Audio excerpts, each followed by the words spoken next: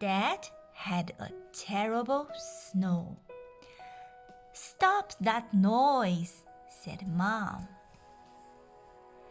Dad's snore rumbled along the hallway.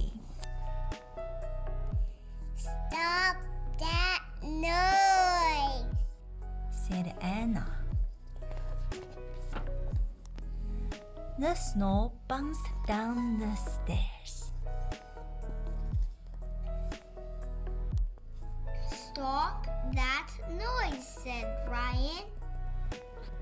The snore rolled round the corner.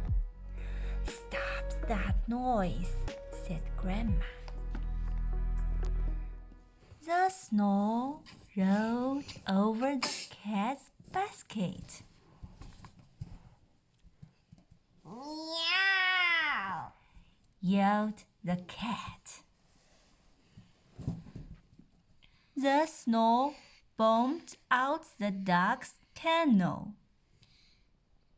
"Oh," howled the dog.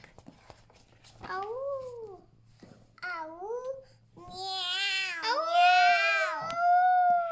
Dad woke up. "Stop that noise!" he yelled.